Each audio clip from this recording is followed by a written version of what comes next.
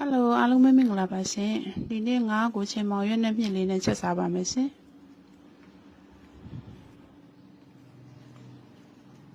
ဒီပူရင်သမင်းစားမကောင်းရင်ဒီဟင်းလေးတွေချက်စားအရင်အဆင်ပြေတယ်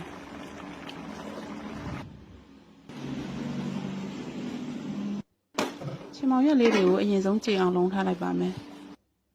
ငပိရယ်စိမ့်စားငပိလေးရယ်ဆန်နွှဲမှုန့်လေးနည်းနည်းရထည့်ပြီးတော့သူ့ကိုကြိမ်အောင်အရင်ဆုံးလုံးထားလိုက်မယ်ခဏလေးပဲလုံးရတယ်။ပြီးလို့ရှိရင်ဖယ်ထားလိုက်ပါမယ်။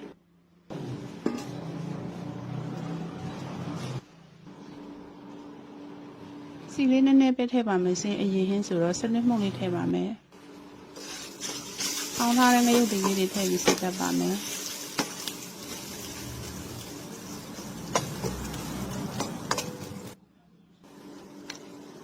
ပြီးရင်တော့စားဆနွှဲနယ်ထားတဲ့ငါးလေးတွေကိုထည့်ပြီးလုံးပါမယ်ရှင်။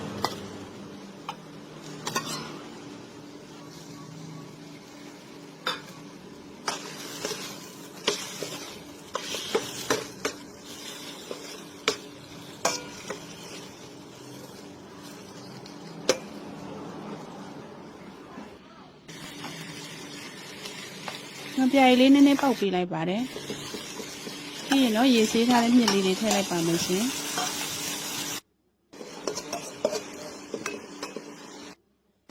ပြီးရင်စောစောကမှွေထားတဲ့ချင်းမောင်ရွက်တွေထည့်ပေးလိုက်ပါတယ်။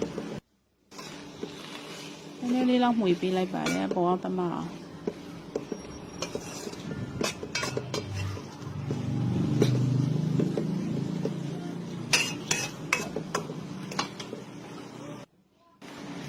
ပြီးရင်တော့ရေလေးထည့်ပေးလိုက်ပါမယ်ရှင်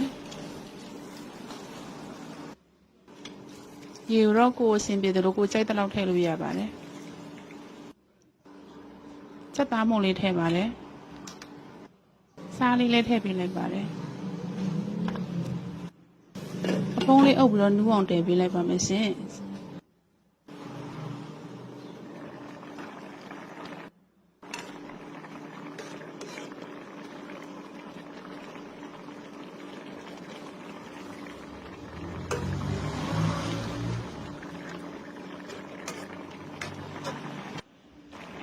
အရသာပေါ့ငါကိုစိတ်ကြိုက်မြည်ကြည့်ပါနော်ဒီမှာပြီးရင်တော့ငရုတ်ဒီစိမ့်လေးထည့်ပါမယ်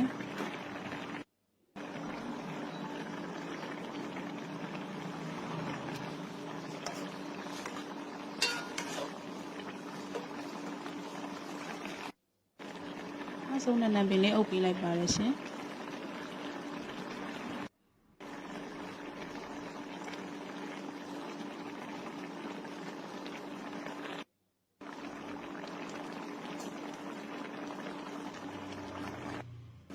ရပါပြီရှင်မြင့်ငါးချင်မောင်ဟင်းလေးချစ်ချင်းဆက်ဆက်ကလေးနဲ့အရင်စားကောင်းလို့ဟင်းလေးကျေးဇူးပါရှင်